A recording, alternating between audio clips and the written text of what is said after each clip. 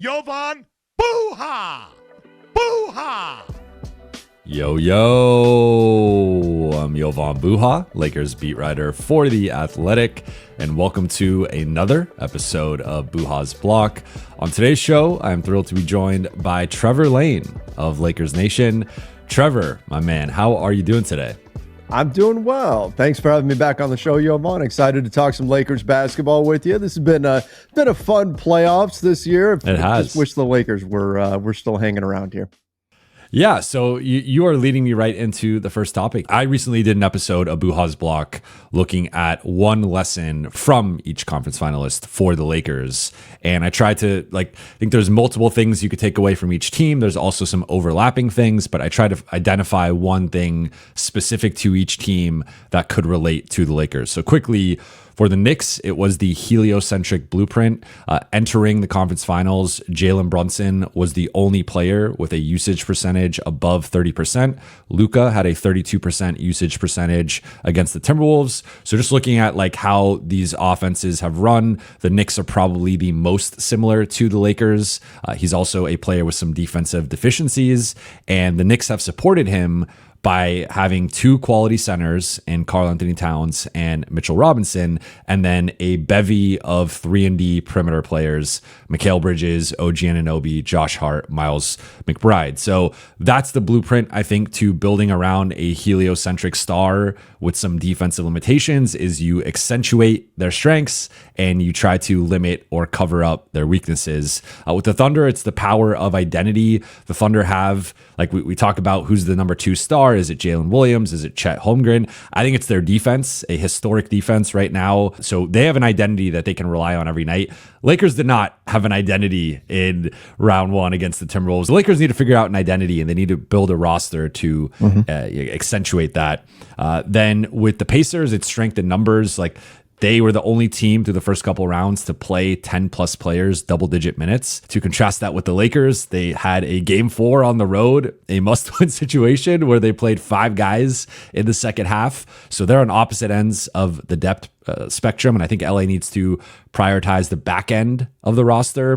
And then with the Minnesota Timberwolves, same thing as last year, because I did this episode last year as well, where bigger is better. The Timberwolves just have positional size advantages, physicality advantages in head-to-head matchups against whoever they're playing. So Lakers could stand to add a center, maybe add a couple of centers, maybe add 3 centers.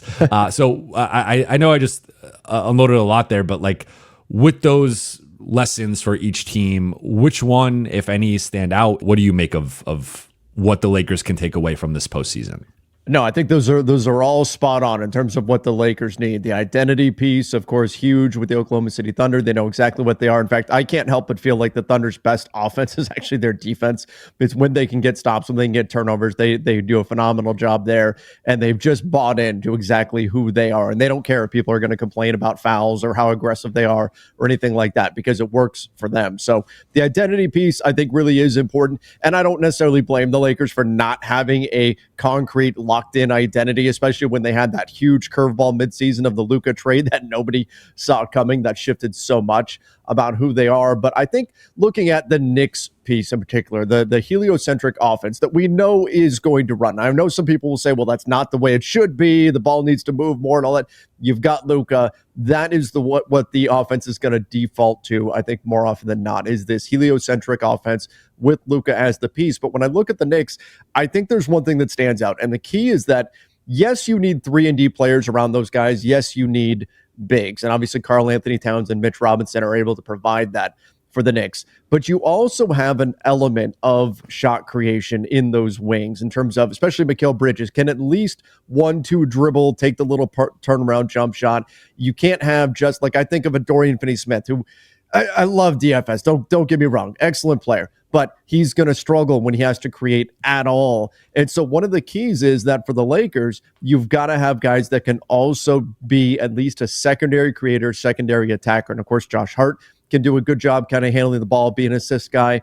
And so that's going to be key for the Lakers too. It's not as simple as just 3-and-D around Luka. You do need to have some secondary creation ability. And I thought that we saw a number of times, particularly when the Lakers went all defense around Luka, where nobody else being able to really generate anything or come anywhere close to it, was problematic. And that's where we saw them go to like Rui Hachimura, who can kind of give you the 1-2 dribble jump shot. So I think that's going to be key when we're looking at offseason targets.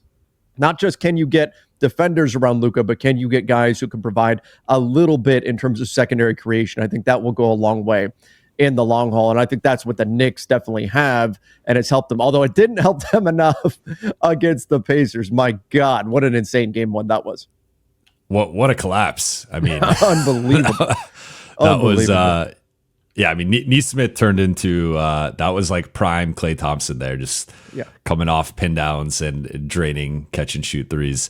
I like that point, and I think that's a good distinction, because when we talk about 3-and-D, sometimes we can oversimplify it. And to your point, like OG Anunoby, I think is much more skilled off the dribble and as a shot creator than just the prototypical 3-and-D guy. Mikal Bridges led an offense before in Brooklyn, and it was not a good offense and was not a good team, but still got those reps as a primary ball handler, a go-to scorer, go-to shot creator. And then Josh Hart can just do a little bit of everything. He's a Swiss Army knife type guy, and we saw with the Lakers back in the day, like some of the things that he could do. So I think that's an important distinction, that those guys can attack closeouts, and the Lakers don't really have, like, I guess Rui is the closest thing, but I would argue that those guys are much better defensively than Rui. And like, I think it's going to be tough for the Lakers to add an OG Anunoby, a Mikal Bridges, a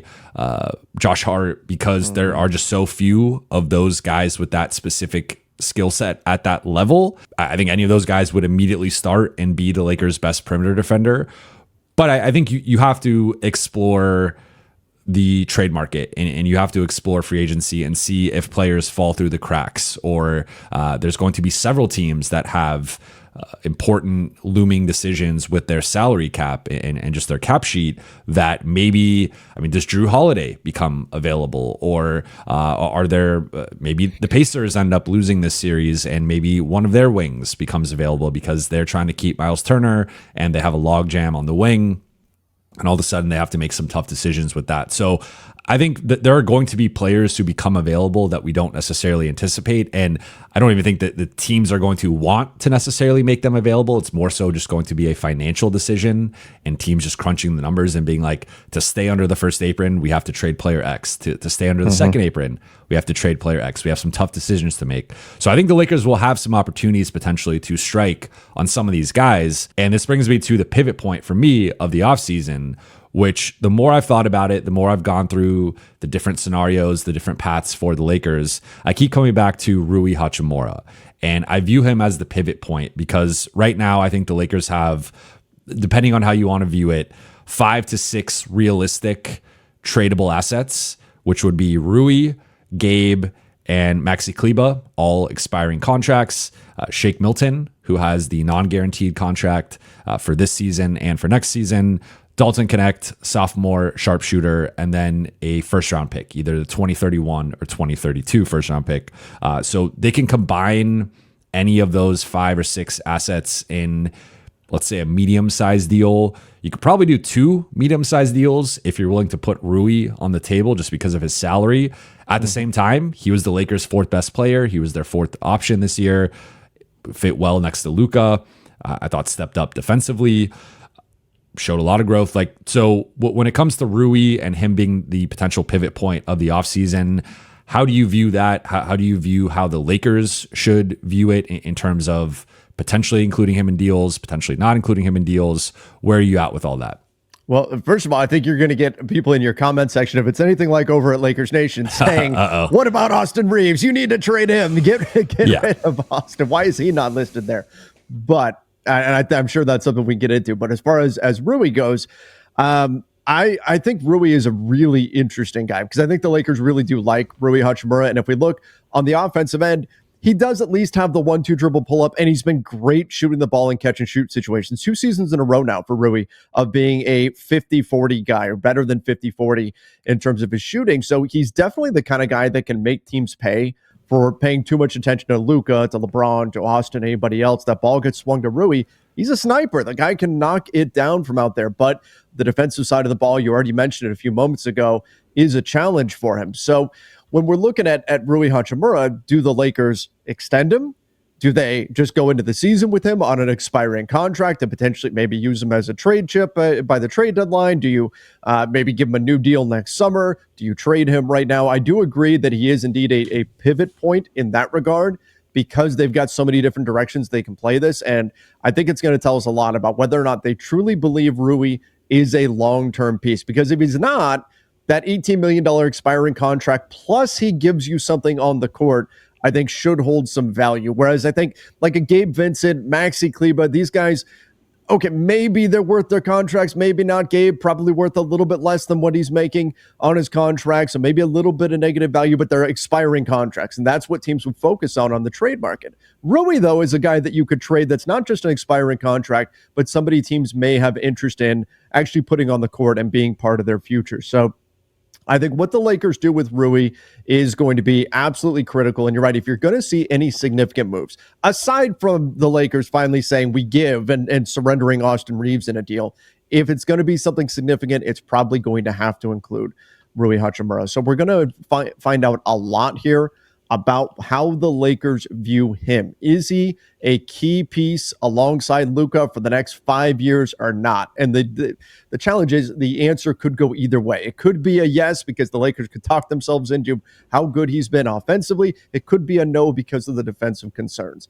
So I think a lot of it's going to depend on what's out there, what you can potentially flip him for. I don't think he's a player that they should be steadfast, no, we're not moving him, or yes, we are moving him. A lot of it's going to depend on what's available. But Rui is a very, very fascinating case this summer, and I think that he gets maybe not enough credit for what he's done offensively and maybe a little bit too much negativity for the defensive side of the ball, although that could be just kind of holdover from the way the playoffs ended for the Lakers. I agree with you. I think that, one, he is better defensively than people give him credit for, and then maybe I've even given him credit for at times. I think the one thing is just that the Lakers, if we're being honest, 4 of their top 5 players are power forwards defensively.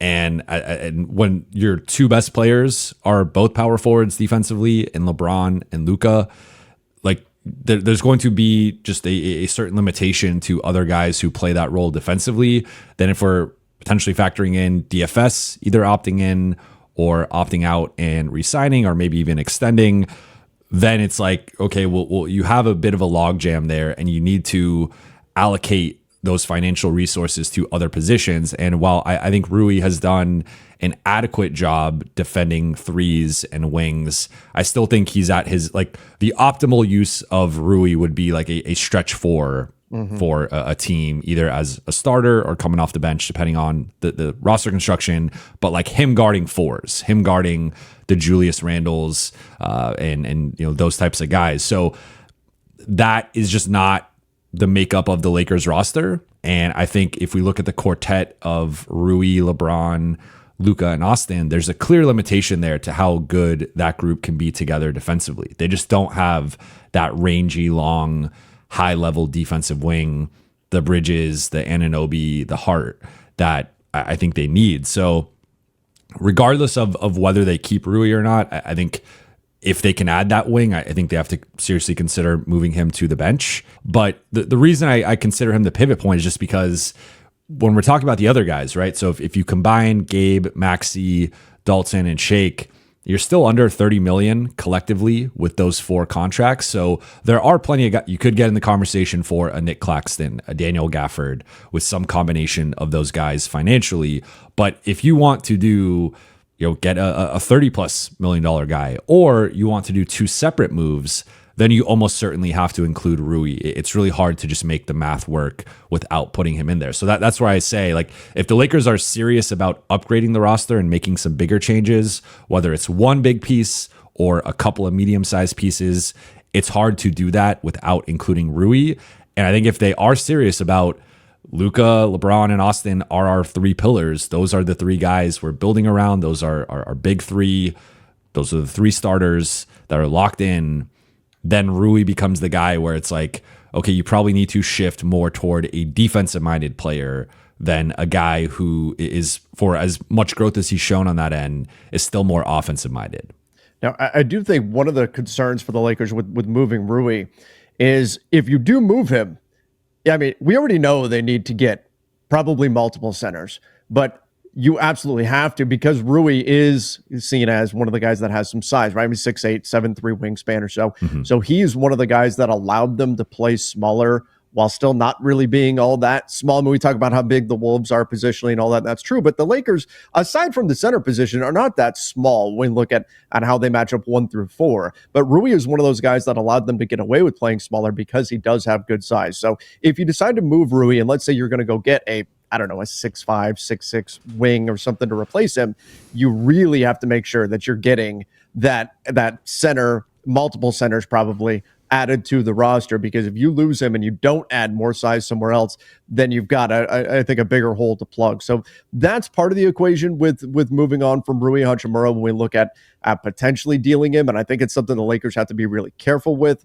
to make sure that you don't find yourself too small and too undersized. Even if Rui's not the best rebounder out there, he's still a pretty big dude, and he actually does an okay job playing at that small ball 5 position when the Lakers ask him to. It's not ideal, but he does an okay job at it as well. So they got to be careful if they do move him, that they are able to add size in subsequent moves. And I think that's going to be critical. The other thing is when we're talking about, could they go get like a $30 million player? When we talked about the Indiana Pacers, right? Part of the thing that they've got is having such depth on their roster, playing 10 guys in an Eastern Conference Finals game and all of that.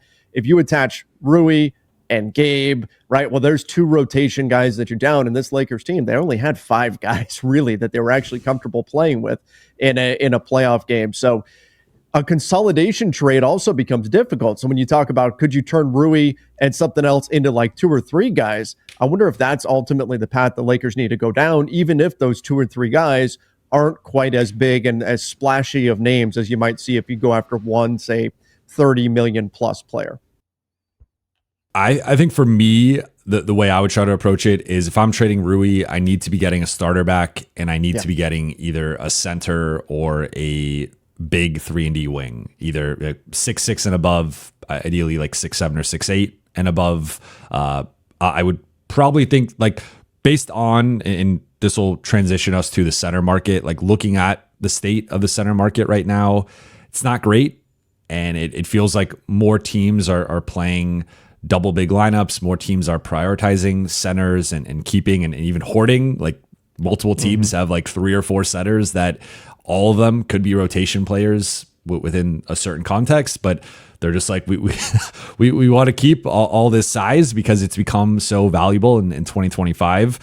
So just look at, like, I feel like the Lakers probably have to make a trade for a center to actualize their roster's potential next season. I don't like the free agent market, and I don't see them getting a Miles Turner or a Naz Reid. I think those guys are going to be out of their price point. Those guys are going to make 20 plus million. Then you look at a Brook Lopez, a Clint Capella, a Steven Adams. Like, that's just such a teardrop to those types of guys, and they all have clear limitations.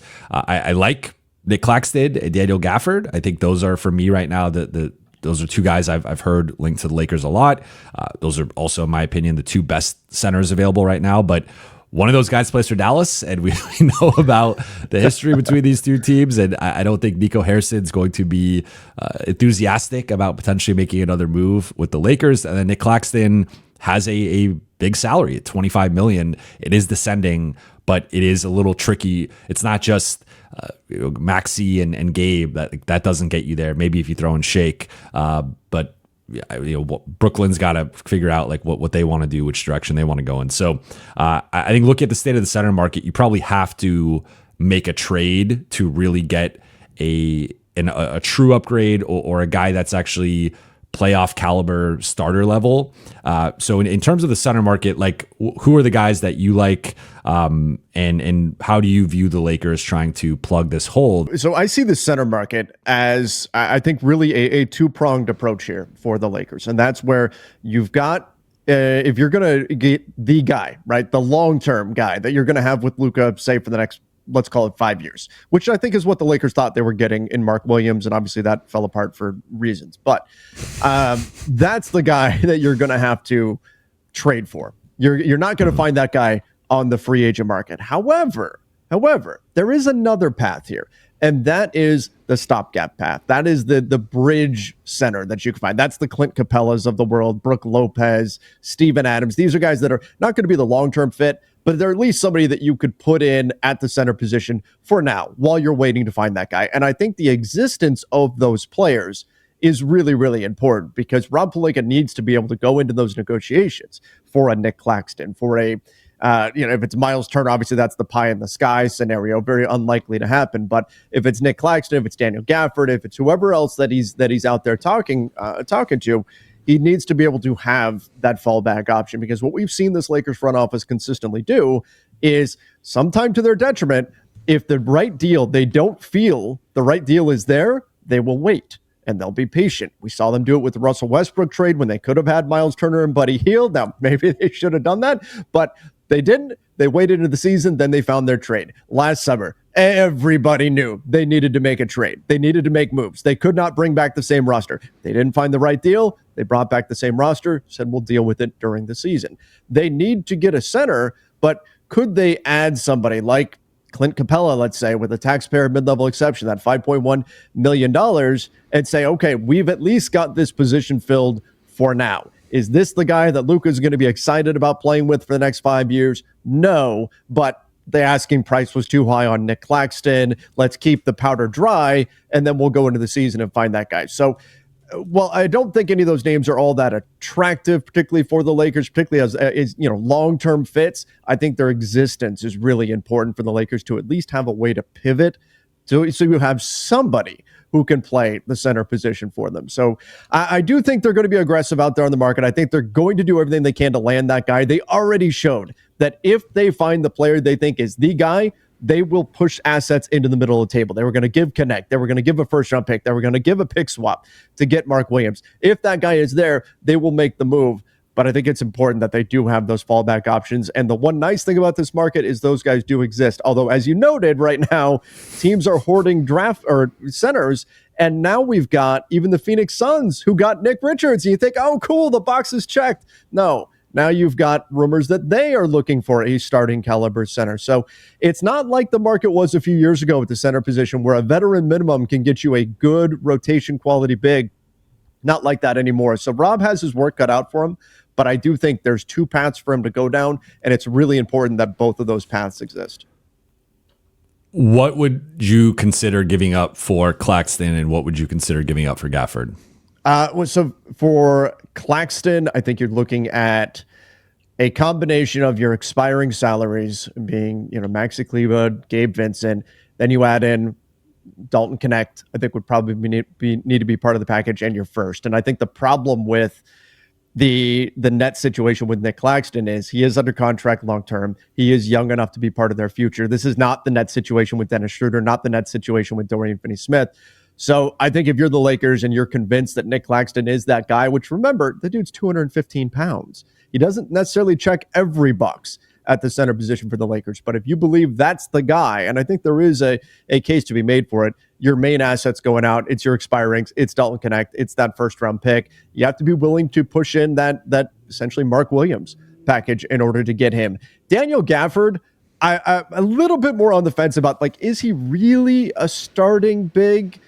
Do you want to, especially with the fact that you're going to have to pay him, is he the guy that you want to put as your center for the next 5 years or not? And so I'd be a little bit more hesitant there. The nice thing is, though, he makes less. So could you do something? Could it be, and I hate to throw Dalton Connect into another deal here, but they just don't have that many different assets to put in. But could it be Maxey and Dalton? Could it be Gabe Vincent and Dalton Connect? Maybe Gabe Vincent makes more sense for the Mavs because Kyrie's out until January. So could it be something like that you're going and trying to get Daniel Gafford with? I think that becomes interesting. Now, the Mavs are trying to win right now, so maybe it's a 3-team deal and Dalton goes somewhere else, or however you make it happen. But I would give more for Nick Claxton than I would for Daniel Gafford at this point.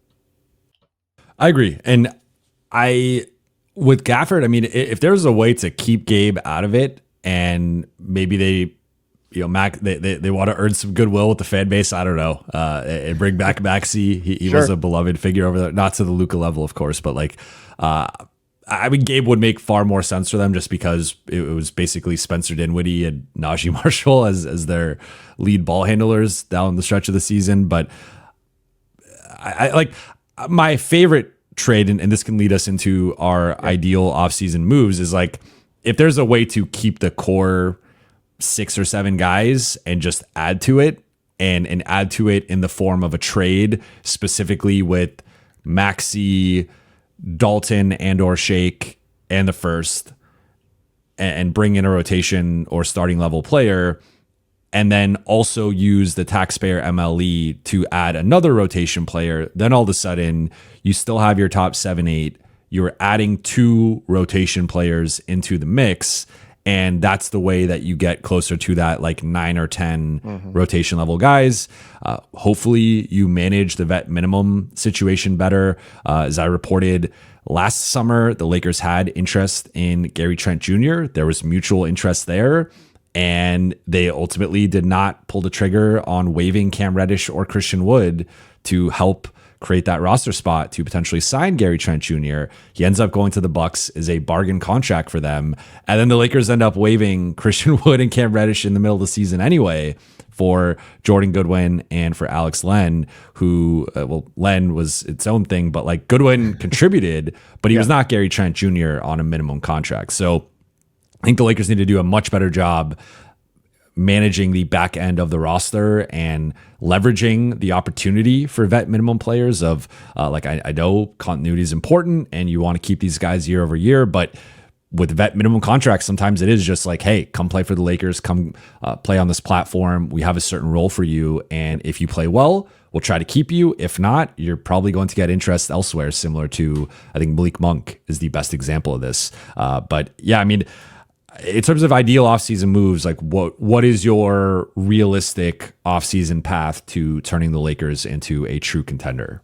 So if the goal is to turn them into a contender, I think we have to remember that now we're looking through the lens of how does this player fit with Luka. It's no longer about how does this player fit with LeBron. And to his credit, I think LeBron can fit in with a lot of different players in a lot of different ways, and he's incredibly versatile. And by no means is that meant to be a shot at LeBron. That's just the reality of the Lakers situation. It's now about building around Luka, building on Luka's timeline. So how do these players fit with Luka Doncic? So obviously the center position has to be priority number 1. It's probably priority 1 through 5 or whatever for the Lakers, because right now they don't have anybody. I wouldn't be opposed to bringing back, by the way, where are you at on Jackson Day? I don't have a problem with bringing back Hayes as a backup, perhaps maybe even a third string guy. I don't know if he would return as like the second or third string guy after getting obviously kind of a vote of no confidence in the playoffs there. Where are you at on Jackson Hayes? Would you bring him back? I would be open to it. I think the one thing, and I was going to touch on this with my ideal offseason path, is just like, I think you need some variety there with the center position. Yeah. So if you are going with, say, Nick Claxton, you make the Nick Claxton trade, he's your starting center. I think he and Jackson, there's a little too much overlap there in terms of their strengths and weaknesses. Obviously, Claxton at a much higher level, but like they're both slight. And they don't have that physicality that you need. So I would say if you have a big bruising starting center, I'm fine with Jackson as your backup. If you have a slighter, more athletic, springy center as your starting center, then I would want a third center there with Jackson, and it's more of a competition or committee in terms of the backup spot. So I think it just comes down to that initial center. It also comes down to if Jackson wants to be there, and didn't seem thrilled in his exit interview after Game 5. So I wouldn't be surprised if he ends up going elsewhere for a different role with a different team, but we'll see. Like, I mean, he does have the same agent as Luka Doncic. They did go to dinner the first night that Luka got to LA. So I think there's a mutual respect and relationship there between those two. They clearly had the chemistry in the regular season. So maybe he is back just because of that. But I think clearly he was not happy with how things were managed in the playoffs. No, I'm with you on everything you said there in terms of the starting center is going to determine what's the future of Jackson Hayes, assuming if indeed he wants to return. Let's say you do go down the Nick Claxton path, because I like Claxton. I don't think he's the home run, but let's face it, if he was, then the Nets aren't trading him. So I do think there are some reasons to believe that Nick Claxton could be a really interesting fit. I love Nick Claxton's timing when it comes to blocking shots. He doesn't have like that crazy 7'6" wingspan or something like that. He's like 6'11", 7 foot with like a 7'2" wingspan, but his timing is phenomenal when it comes to blocking shots, and he does a really nice job coming over from the weak side. So let's say you go down the Nick Claxton path and it's your expirings, Dalton Connect, first round pick, and you go get Nick Claxton. From there, I would try to do what I can with that taxpayer MLE to potentially land another big. Now, this is where Rob's really got his work cut out for him. Are you willing to give up that full $5.1 million and go get, let's say, Steven Adams, who's probably going to be in high demand? Or is there a guy that you could find that could be that bruiser for you and get a veteran minimum deal? That is where things get really interesting. If you can find somebody, is it like a Luke Cornett or something, or did he play too well for the Celtics that he's not going to be available? But can you get that kind of bruising center, check that box without having to touch the taxpayer MLE? If you could get a Steven Adams, if you can get a Clint Capella, and you've got to burn that, I'm okay with it. But personally, a guy that I think would make a lot of sense for the Lakers, and I know they thought they were getting a few years ago, it's Bruce Brown. I don't know if you can get him with the taxpayer MLE or not. Maybe a team comes after him with the full MLE, but I'd like his fit a lot on this Lakers team. I know they liked him. They thought they were going to get him before they got Gabe Vincent, and then Indiana swooped in and gave him that big deal. So if you can get like a Bruce Brown to be sort of a guard wing player for you, I think that would check some boxes there. You go make the Nick Claxton trade, and then you're trying to do what you can with your veteran minimums from there and find some players out there on the market. Is it possible that Clint Capella will say, hey, the bright lights of LA are going to treat me better than somewhere else, so I'm going to take a veteran minimum? It's wishful thinking, I think, but maybe you can go get somebody like that. Again, there's other teams that are going to be out there on the market looking for centers too.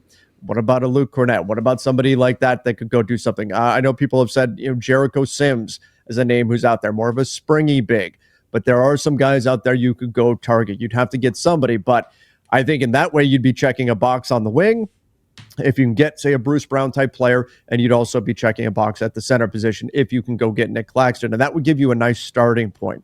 But when I do look at the free agent market, when we talk about veteran minimum guys, the other guy that I think the Lakers probably should have never let get away, but they just ran out of roster spots, is Taurean Prince. And if the Bucks are blowing things up anyway, why not go and call back? You really want the chat to blow. I really do. You're just lighting the chat up right now. here's the thing about Taurean Prince, though, right? Like, when he was a starter, he was probably just a little bit above his head, right? You're asking him to do a little bit too much. But when he was coming off the bench, he was really solid for the Lakers. And just looking at an NBA where you cannot have enough wing depth, there's not a lot of wings out there on the market.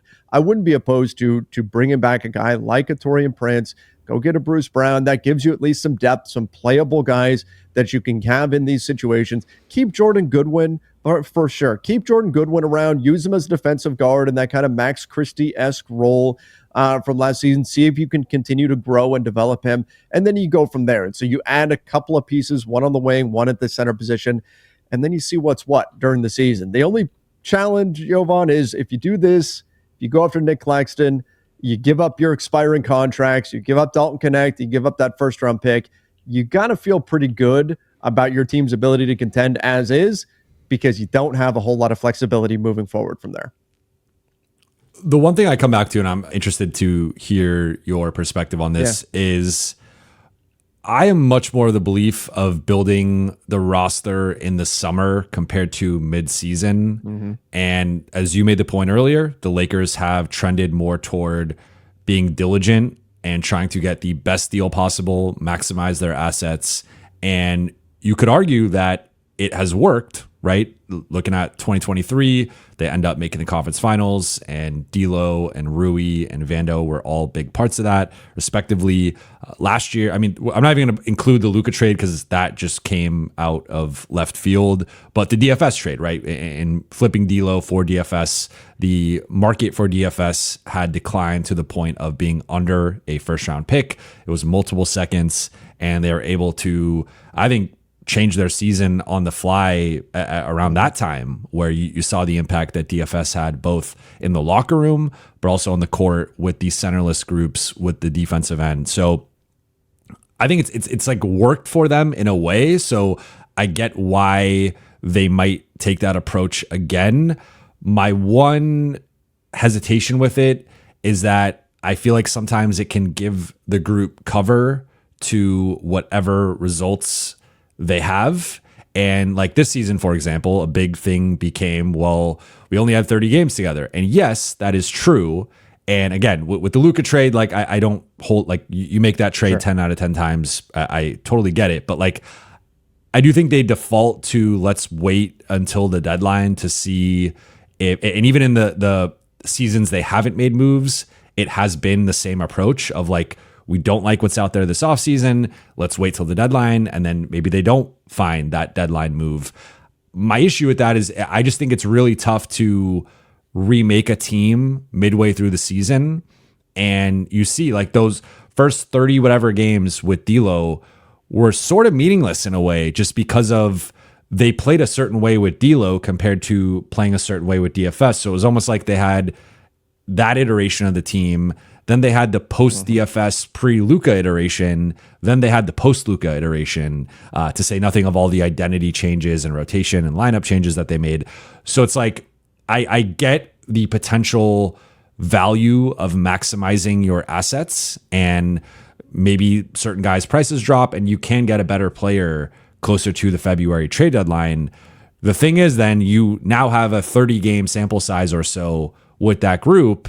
And NBA history suggests it is hard to make bigger trades and succeed and have that continuity that season come the playoffs. So it almost then kind of kicks the can down the road. And all of a sudden it's going to be, okay, well, maybe they lose in the first round or the second round again. And then it's like, well, we only had 30 games with this group. So like next season's the season that we're going to finally put it together. And 2026 is a little different because they have so many free agents and so much cap space that like maybe they end up remaking the roster that summer. But in general, I would prefer to build the roster you want in the summer. And then if you have to make an adjustment or a tweak because it's not working, because someone gets injured, okay, then you do that around the trade deadline with the remaining assets you have. I just think that they've kind of defaulted toward, if we don't love the trade that we're potentially going to do with our limited resources, we're just going to wait till February. But now you have a 50 game sample size that kind of doesn't I don't want to say doesn't matter, but like doesn't matter as much as it should. And you're going to have to potentially have a new starting lineup, a new rotation, new style of play on both sides of the ball with these new players. And I think there's a lot of risk in that. And then it also gives them, again, cover for, well, if we underachieve, it's because we made this trade, and sort of like you can't really gauge the roster appropriately, in my opinion. No, I think you're spot on with that. I do think there's some challenges. Like the ideal scenario would be, of course, putting together the team that you want right now. Don't wait on it. Find the right deal right now and get it done. And maybe you can make the argument, like, even if it costs you a little bit more to do it right now than when everybody knows the Lakers need a center and they're going to hold that against them and all that, maybe it makes more sense to do that now over waiting until, say, February to make that move. I mean, we saw, look at the Lakers starting lineup compared to the Wolves starting lineup and how many possessions they played together over the course of the season. The Wolves starters have played, I think, 3 times, maybe 4 times as many possessions together as the Lakers had. And that's not to speak to, what they had done just in total, being together as a group, not even just on the floor, but just having chemistry in terms of a whole group of guys being together. It's a challenge to try to build a team on the fly. What we saw happen with the Lakers with the D'Angelo Russell trade, with the Russell Westbrook deal, and they suddenly came together, they go on that run, they go to the Western Conference Finals. That's not the norm. That's the outlier. Usually it takes time for teams to really kind of solidify themselves, figure out their identity and all of that. So no, I absolutely agree. If you could find the right move, if you could put together the right team, there's real value to doing it now over the summertime, have training camp together, have preseason together, all of that, rather than trying to build on the fly midseason. 100%. We've just seen the Lakers historically a couple of times here in the past wait until the midpoint of the season, but I don't think that's the ideal scenario, especially when we add on top of all of this discussion, on August 2nd, they're going to say, hey, Luka, here's your contract extension. Sign right there. They're going to want to be able to say, Luka, check out this team we've got, and not, Luka, This is what it looks like right now, but we promise at some point it's going to look really different. Maybe in February, we don't know yet, but at some point it's going to look really different. They want to be able to say, Luka, we're locked and loaded, we're ready to go. Sign right here. Luka, it's Jackson Hayes and Jericho Sims as your two starting centers. Do you want to sign an extension? No, I think it's a really good point. So what is your ideal offseason look like? If you mentioned Nick Claxton as potential guy. So let's say they do the Nick Claxton trade. Yeah. You mentioned Bruce. So it's Nick Claxton, Bruce Brown, and then you hit on a couple minimum guys? And then you just have to hit on your veteran minimum guys. Yeah, and just the only reason why I even throw out those specific names when we talk about Bruce Brown, like Taurean Prince, it's really just to highlight like how thin the market really is out there. There's not a lot out there in free agency. There is some decent depth at the guard position. There's some players like a DeAnthony Melton becomes interesting to me, but I think you're probably going to have to spend your taxpayer MLE elsewhere, either on the wing or at the big. But I do think that a trade for a Nick Claxton would be an ideal start to build upon there. Go get your backup center from there. Maybe it's with a veteran minimum. Then if you can get, I think Bruce Brown is a guy that I know they've been interested in the past that would make a lot of sense for them as a versatile guard/wing that they could add into the mix. The challenge when you really look at all of this, we talked about at the beginning of the conversation, we talked about the Knicks and their versatility, guys like Mikal Bridges, guys like OG Anunoby. The challenge is every team wants those guys, even the teams that are loaded at the wing positions. You ask them, what do you want? What do you need? Oh, we could always use more wing depth, right? Like that's what everybody's after. These guys who can be versatile, defend multiple positions, shoot, all of that stuff. So I would love to say there's an ideal world where the Lakers add like 5 guys that are hyper athletic, 6'6" to 6'8" wings that can shoot and defend and handle the ball a little bit and do all that. That would be incredible. But I think a realistic path is it's Nick Claxton. It's a Bruce Brown level player, somebody like that, and then trying to hit on your veteran minimum guys. And maybe there is a guy or two that you can say, hey, look what happened with Malik Monk. Look what happened with Dennis Schroeder. Those guys came and played on minimum contracts. They played well in the bright lights, and then they got a big deal coming after that. We can offer you that same opportunity, the opportunity that they missed the previous season with Gary Trent Jr. A situation like that, can you hit on a few of those guys with your veteran minimums? I think that's what an ideal offseason probably looks like for the Los Angeles Lakers, unless, as we talked about earlier, maybe something involving Rui comes to fruition. But I tend to think the Lakers are going to be a bit more cautious with moving on from him. I know they like him, but if the right deal is there, they wouldn't hesitate, I think, to move on from him. But I think it would really take something significant for them to move Rui. We're in agreement. I think for me, it's similar with Claxton, some type of trade for Claxton, using your taxpayer MLE and then hitting on the vet minimum guys. I think a couple other names. Well, you mentioned Melton. I really like Melton as a flyer for, I think at this point, he's going to be a vet minimum guy, but he was critical for Golden State during their start to the season before he got injured. And I think he's been a guy who's been a winning player, is a rotation level guard and defensive pest. So I think he's a guy who, for a vet minimum contract, you could do a lot worse, and I think can outperform that. Like you want guys who are going to outperform their contract, and I think he could there's plenty of downside just coming off the injury and with the uncertainty with that, but there's also a lot of upside that I don't think you get with the average vet minimum guard. I like Amir Coffey, though. Maybe he's kind of a guy who I view as better than a minimum contract, but I don't know if I'd want to give the full taxpayer MLE. So he's sort of in that middle. Can you split the taxpayer MLE across a couple guys? And then I also like Day'Ron Sharpe. That's another guy that has been linked to the Lakers before. I think if you are going with the Claxton, I mean, it's funny, it's both net centers, but if you're going with the Claxton or the Gafford, then you could go with a bigger bruising guy in a Sharp or Steven Adams, and that's probably someone. I mean, you have to use the full taxpayer MLE, but I think it's some form of either just adding to the roster where it's Kleba, Dalton, and a first, and you're like maybe that's for Gafford. You add with the taxpayer MLE and then the minimum guys, or it's a bigger thing for Claxton, but you are losing Gabe now, so you are losing a rotation piece that you have to kind of figure out, or it is the bigger type deals that we talked about earlier, where it is maybe trading Rui and you go get the Claxton or the Gafford, you also go get a wing, and maybe a wing shakes loose or some type of perimeter guy that can help you.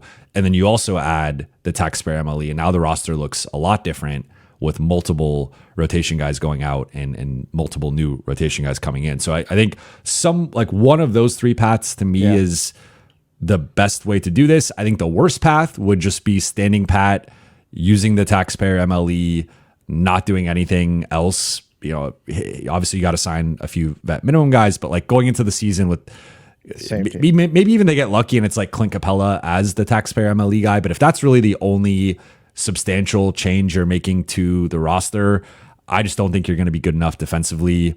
I don't think you have the identity that we talked about earlier. I don't think you have the depth that we talked about earlier. So I'm just worried that they punt on next season to some extent by kind of waiting to find the perfect deal rather than a good one. Oh, please. Let's not speak that into existence, Jovan, because that was I'm looking at the downside, the worst case here. That was absolutely brutal when they basically sat out the summer last year. But you're right. That I think is not good enough. But I also think the Lakers know that. I think they know that doing that is simply not good enough. And I think the urgency of getting Luka to sign that extension is going to matter. I mean, look, AD was asking that's for a center for years. It's a real thing. Yeah. Right. I mean, Luka shows up. He was there for what, less than a week, and they went, "Hey, Luka, here's Mark Williams, no problem." But I want to go back to Day'Ron Sharpe, though. My understanding was the Lakers didn't really push for Day'Ron in the DFS trade. Instead, they were okay with Shake Milton, but then kind of circle back around the trade deadline. I don't understand that. I don't get that either. Especially when we look at what happened right on the glass. Like Day'Ron has his weaknesses in his game, but he is a monster rebounder. Like that is his legit skill. But I wanted to ask you, he's a restricted free agent. How do you see the Lakers navigating that? Is there a trade that, because you had him in your ideal offseason, how do you get him? I mean, it would have to be a situation where you have some level of confidence that Brooklyn isn't going to keep him, retain him, and you would have to do your due diligence, which it's communicating with certain people to kind of figure that out. It is worth noting that he has the same representation as Austin Reeves, so maybe you get a good sense of where things are at with Brooklyn, and if they are willing to match a taxpayer MLE offer, I think that's the most the Lakers can realistically offer him.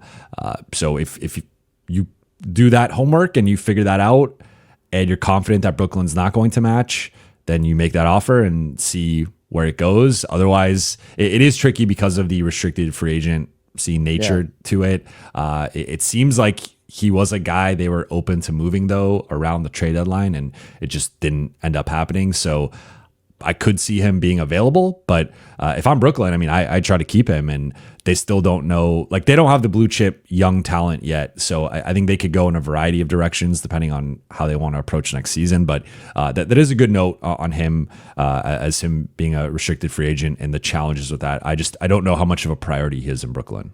That's the challenge. It's all interconnected, right? Like, so Brooklyn, they move a bunch of, they absorb a bunch of salary in another deal or something, and suddenly their appetite to match on Day'Ron maybe isn't what it would be otherwise. Because I would have to, I'm a fan of his. I like his game.